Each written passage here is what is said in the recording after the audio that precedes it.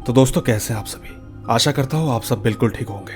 दोस्तों, आपके कहने पर लगातार मैसेजों के बाद मैं आपके लिए ये कहानी जल्द ही लेकर आया हूँ। बस मैं आप सभी का साथ और एक प्यारा सा कमेंट चाहता हूँ। इसी तरह जो भी पहली बार मेरी आवाज़ सुन रहा है और वो चाहता है कि उनकी कहानियों को भी मैं अपनी आवाज़ दूँ, तो इन कहानियों को सुनने के बाद आप मुझे इंस्टाग्राम पर मैसेज कर सकते हैं। मेरी आईडी है महेश आर्या यूट्यूबर। कहानियों के बाद मैं आपको वहीं पर मिलूंगा। तो अब दोस्तों, बिना देरी किए जल्दी से अपने अपने हेडफोन लगाएं और शुरू हो जाए मेरे यानी महेश के साथ। दोस्तों, मेरा नाम आदिबा है और मैं यूपी से हूँ। आज से 8 साल पहले की बात है, जब हमारे एक रिश्तेदार, जो कि हमारे अंकल लगते थे, वो एक रात अपने काम से घर आ रहे थे। उनको उस रात काफ़ी समय हो गया था। अब आपको एक बात बता दूं कि हमारे मोहल्ले में एक ऐसा घर है जिसको सब जानते हैं, क्योंकि उस घर में कुछ ना कुछ अजीब होता रहता है। तो ठीक जैसे ही अंकल उस घर के पास पहुंचे तो उनको पायलों की आवाज़ आई, वो भी बहुत तेज। उस वक्त अंकल के अलावा वहां और कोई नहीं था। अंकल ने आगे पीछे देखा पर उन्हें कुछ भी नहीं दिखाई दिया। ठीक उन्होंने जैसे ही कदम बढ़ाया तो उन्हें तेज पायलों की आवाज़ के साथ साथ हंसने की भी आवाज़ आई, जिसे सुनने के बाद वो काफ़ी डर गए। वो इधर उधर देखने लगे। तब जाकर उन्हें पीछे से आवाज़ आई, कहाँ जा रहे हो सलीम? जैसे ही अंकल ने पीछे देखा तो उन्हें कविता दिखाई दी। वही कविता जो पहले ठीक इसी घर में रहा करती थी और एक बार उसने किसी वजह से अपने आप को आग लगाकर खुदकुशी कर ली थी। उसकी मौत के बाद उस घर को किसी पुलिस वाले ने खरीद लिया था और काफ़ी बड़ा मकान बनवा लिया था। लेकिन फिर भी उस घर में अजीब अजीब घटनाएं की वजह से घर के मालिक नीचे रहा करते थे। वो कभी भी ऊपर नहीं जाते थे। कहते हैं कि ऊपर उन लोगों को भी पायलों की आवाज़ और कुछ ना कुछ होता रहता है। अब ठीक अंकल को जब ये सारी बातें याद आई तो एक तरह से उनकी जान सी निकल गई। उस औरत को देखकर उन्होंने भागने की कोशिश की पर भाग नहीं सके। ऐसा लगा मानो जैसे उनके पैर जाम कर दिए हों। ये देखकर औरत हंसने लगी और धीरे धीरे उनकी करीब आने लगी। उसी वक्त ऊपर वाले की कृपा से उन अंकल को पीछे से पीर साहिब आते हुए दिखे। वो लड़खड़ाते हुए उन साहिब के पास पहुंच गए। उन्होंने बताया कि ऐसा ऐसा हुआ था। पीर साहिब ने उस घर के ठीक सामने खड़े होकर कहा कि आज तूने इसको परेशान कर दिया, पर अब तू दोबारा किसी को परेशान करेगी तो तुझे बोतल में कैद कर दूंगा। दोस्तों, इसके बाद उन्होंने अंकल को घर छोड़कर अपने घर चले गए। साथ ही उसी कहानी के साथ साथ एक कहानी और सुनाना चाहती हूँ, जो कि मेरी एक फ्रेंड ने बताई थी। उसका नाम शिवानी है। शिवानी मेरे साथ क्लास में पढ़ा करती थी और ये बात तब की है जब मैं 9th क्लास में थी। हम 4 दोस्त लंच टाइम पर खाना खाते हुए अक्सर बातें किया करते थे। तो ऐसे ही एक दिन बातें करते करते भूतों की बातें होने लगी। उसी वक्त एक फ्रेंड ने कहा कि हमारी छत में से रात को रोने की आवाज़ें आती हैं। शिवानी ने रिजा की बात काटते हुए कहा कि अच्छा, मैं तुम लोगों को एक रियल स्टोरी बताना चाहती हूँ, जो कि मेरे दादा ने मुझे बताई थी। बात तब की है जब मैं अपने दादा के घर गाँव गई हुई थी। दोस्तों, शिवानी का घर उत्तराखंड साइड में था। उस वक्त उसके पिताजी यूपी में रहा करते थे। तो ठीक शिवानी बताती है कि एक दिन हमारे गांव में बहुत तेज बारिश हो रही थी। उस वक्त माँ चाय और पकौड़े बना रही थी। पिताजी, मैं और दादाजी रूम में बैठे हुए थे। बाहर से पानी की बहुत तेज आवाज़ें आ रही थी। उस वक्त दादी पास के ही घर में गई हुई थी। तो मैंने यूं ही दादाजी से कहा कि दादाजी, हमें कोई भूत की कहानी बताओ। क्या आपने कभी भूत देखा है? मेरी बात सुनने के बाद पिताजी ने कहा कि तुम क्या फालतू की बातें कर रही हो, तुम अभी बहुत छोटी हो, डर जाओगे। उतनी ही देर में उनके फ़ोन पर किसी दोस्त का कॉल आया, जिससे बात करने के चक्कर में पिताजी बाहर चले गए। माँ उस वक्त गर्मा गर्म चाय भी ले आई और दादाजी चाय पीते पीते बहुत शांत होकर बोले कि शिवानी, मैं तुम्हें एक सच्ची घटना बताता हूँ। आज तुमने ये पूछकर मुझे मेरा बीता कल याद दिला दिया। मुझे अच्छे से याद है, उस दिन भी ऐसे ही बारिश हो रही थी। उस दिन मैं और मेरी माँ किसी के घर पर थे। माँ ने मुझसे कहा कि चलो घर चलते हैं। मैंने माँ से कहा कि तुम जाओ, मैं आता हूँ। माँ ने कहा ठीक है, मैं जाकर खाना बनाती हूँ, तुम जल्दी से आ जाना। इतना कहकर मेरी माँ वापस घर चली गई और मैं वहीं खेत के पास एक छोटे से झोपड़े में अंदर बैठकर हवा के मज़े ले रहा था। उसी वक्त मेरी नज़र दूर एक पेड़ पर पड़ी। मैंने ध्यान से देखा तो पता चला कि उस पेड़ के पीछे से कोई झांककर मेरी ओर देख रहा है। एक बार को तो मुझे ऐसा लगा कि जैसे गाँव का कोई होगा। यही सोचकर मैंने उसे आवाज़ दी कि कौन है वहाँ, मेरे पास आओ, इधर आओ। मेरा इतना कहना ही था कि वो चीज़ वहाँ से गायब हो गई। शाम का समय था धीरे धीरे अंधेरा हो रहा था। एक तरह से मानो शाम ही हो चुकी थी। मैं ठीक घर जाने को उठा और बारिश भी धीमे होने लगी थी। रास्ते में चलते वक्त मुझे ऐसा लगा कि जैसे कोई मेरे पीछे पीछे आ रहा हो, लेकिन मैंने पीछे मुड़कर नहीं देखा।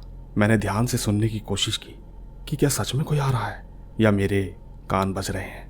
मैं जैसे ही रुका तो वो आवाज़ बंद हो गई। मैं फिर चलने लगा तो वो आवाज़ फिर से आने लगी। थोड़ी ही देर बाद मुझे किसी औरत की आवाज़ आई। कहने लगी कि अरे सुनो तो ज़रा। मैं पीछे पलटा। मैंने देखा कि एक औरत जो कि लाल जोड़े में खड़ी थी, वो ठीक मुझे ही देख रही थी।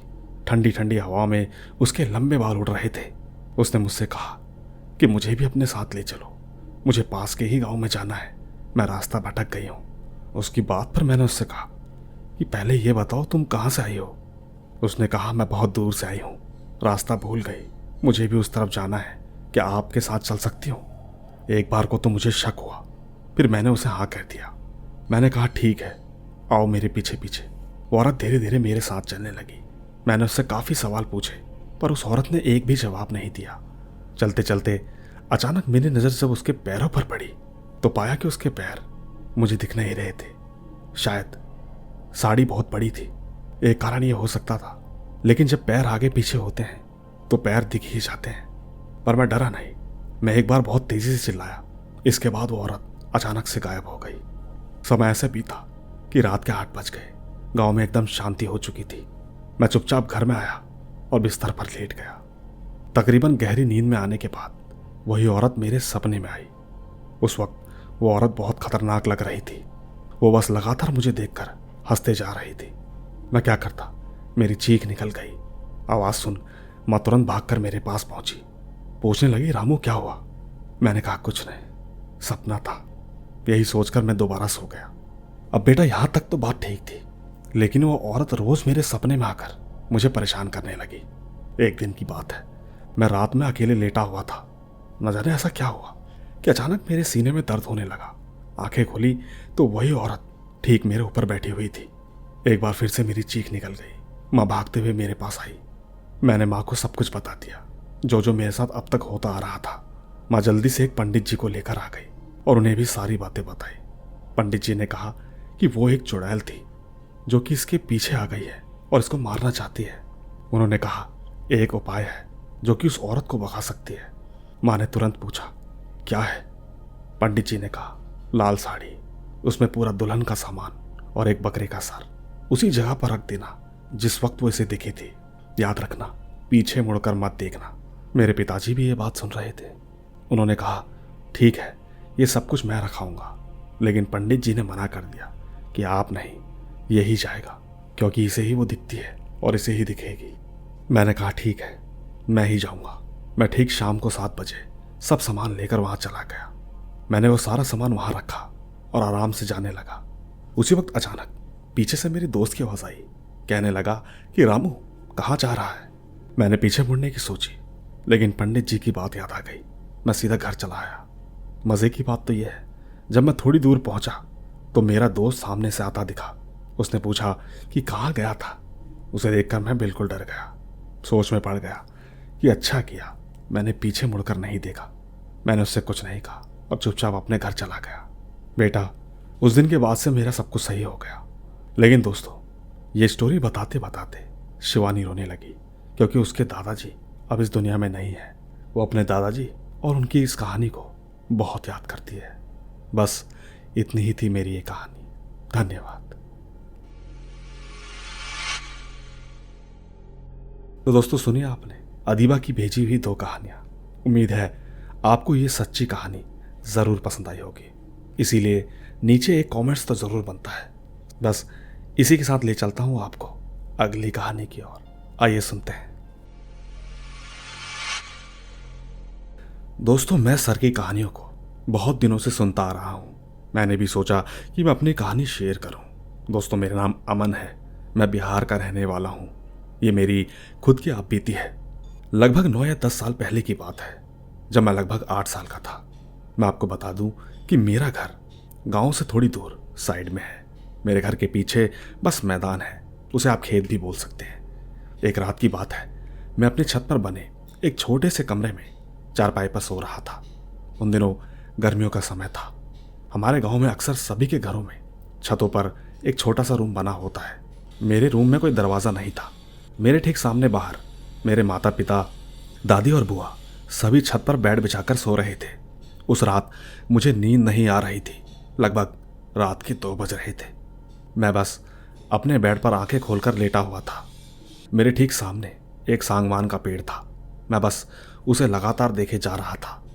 कुछ ही देर बाद देखते ही देखते मुझे उसी पेड़ की ओर से एक छोटा सा लकड़ी का पुतला जो लगभग 1 फीट का होगा, वो ठीक मुझे बिल्कुल किसी छोटे आदमी की तरह लग रहा था। वो धीरे धीरे हवा में उड़ता हुआ मेरे करीब आ रहा था। मुझे उस वक्त सच में कुछ भी समझ में नहीं आया। वो धीरे धीरे मेरे पास आ गया। देखते ही देखते वो एक लंबे चौड़े आदमी में बदल गया। सच कहता हूँ, मैं बहुत डर चुका था। उसने ठीक मुझे अपनी गोद में उठा लिया और मुझे रूम के बाहर ले गया। दोस्तों, मैं बस रोए जा रहा था, लेकिन हैरानी की बात तो ये थी कि ठीक वहीं पर मेरे परिवार के सभी लोग सो रहे थे, लेकिन कोई भी नहीं उठा। वो मुझे गोद में उठाकर जमीन पर बैठ गया। दोस्तों, आपको ये सब कुछ अजीब लग रहा होगा, लेकिन ये बिल्कुल सच्ची घटना है। हालांकि मुझे उसका चेहरा याद नहीं, लेकिन हैरानी की बात तो ये थी, उसने मुझे किसी भी प्रकार की चोट पहुंचाने की कोशिश नहीं की। वो बस मुझे गोद में लेकर जमीन पर बैठा था, जैसे कोई बच्चे को गोद में बैठाकर प्यार कर रहा हो। मैं मन ही मन बहुत जोरों से रो रहा था। काफी देर रोने बिलखने के बाद मेरी दादी उठ गई। फिर वो आदमी एकदम से कहीं गायब हो गया। दादी उठकर तुरंत मेरे पास आई और मुझे उठाकर बेड पर ले गई। घर के सभी लोग उठ गए। सब मुझसे पूछने लगे कि क्या हुआ। फिर मैंने सारी बात बताई। सुबह होते ही एक ओझा को बुलाया गया। उसने कुछ मंत्र पढ़े और मेरे सर पर विभूति लगाई, साथ ही एक ताबीज भी दिया। दोस्तों, सबसे गहरी बात, उस भूत के बारे में बाबा ने जो कुछ भी बताया मुझे कुछ याद तो नहीं, लेकिन इसके बाद से कभी ऐसा मेरे साथ नहीं हुआ। बस कुछ दिनों तक मेरी तबीयत ऐसी ही खराब रही। हालांकि ये कहानी तो अजीब है, लेकिन ये सच्ची घटना है। अब मैं 18 साल का हो चुका हूँ और आज भी ये घटना मुझे याद आ जाती है। नहीं मालूम आपको कैसी लगेगी। धन्यवाद। तो दोस्तों, ये थी अमन जी की कहानी। दोस्तों, हमने कई तरह की कहानियां सुनी हैं, उनमें से ये भी एक यूनिक कहानी है। शायद ही किसी ने इस तरह की कहानी पहले कभी सुनाई होगी। बस आप नीचे कमेंट्स करते हुए अगली कहानी की तरफ चलते हैं। आइए सुनते हैं।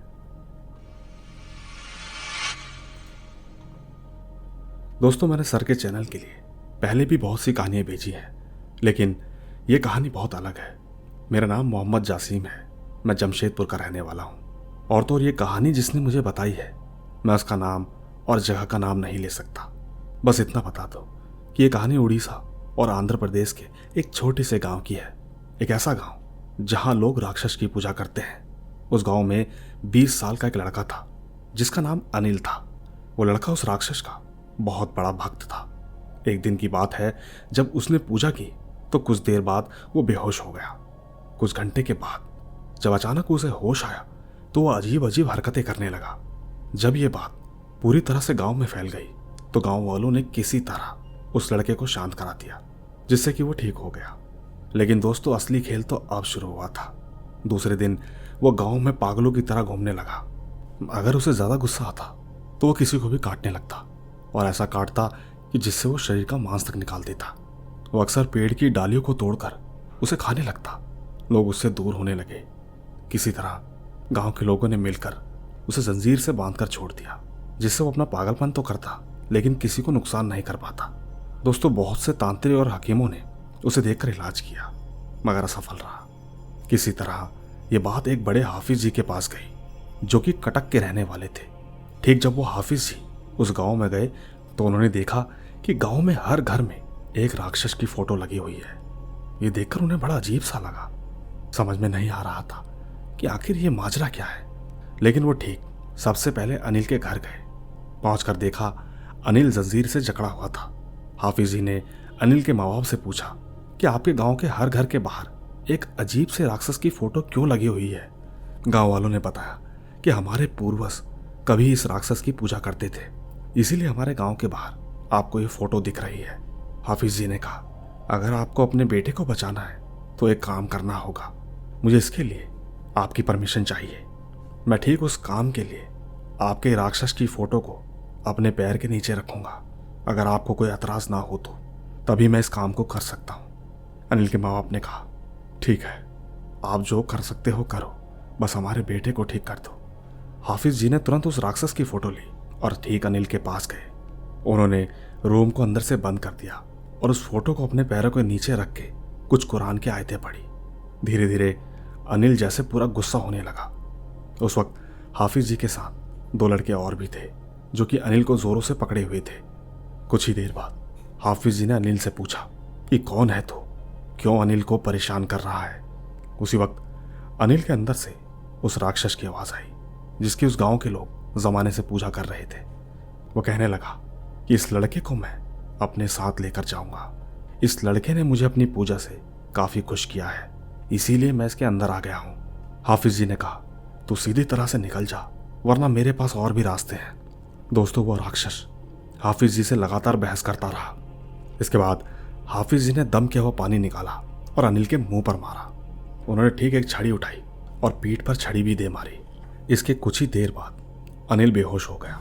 हाफिज जी ने उसको वहीं पर छोड़ दिया। 2 घंटे बाद जब अनिल को होश आया तो वो अपने शरीर को छूकर देखने लगा कि इतनी सारी चोटों के निशान कहाँ से आए। हाफिज जी ने अनिल से पूछा कि तुम्हें कुछ याद है? उसने कहा, नहीं, मुझे कुछ भी याद नहीं। हाफिज जी ने बस इतना ही कहा, ठीक है, तुम आराम करो। हाफिज जी तुरंत उसके माँ बाप के पास गए और कहने लगे कि आपके पूर्वज जिस राक्षस की पूजा करते थे वही राक्षस आपके बेटे के अंदर आ गया था। हालांकि मैंने उसे हमेशा के लिए निकाल दिया है। अब आगे से वो इसे परेशान नहीं करेगा। दोस्तों, आज इस बात को 4 साल हो गए हैं। बात करें अनिल की, अब वो पूरी तरह अच्छा हो गया है। हालांकि अब वो दूसरे शहर में जॉब करता है। बस यही थी मेरी ये कहानी। उम्मीद है आपको ये कहानी अच्छी लगी होगी। बस आपको जाते हुए एक बात बताना चाहता हूँ कि इस राक्षस की पूजा सिर्फ अनिल के घर वाले और कुछ लोगों के पूर्वज किया करते थे। धन्यवाद।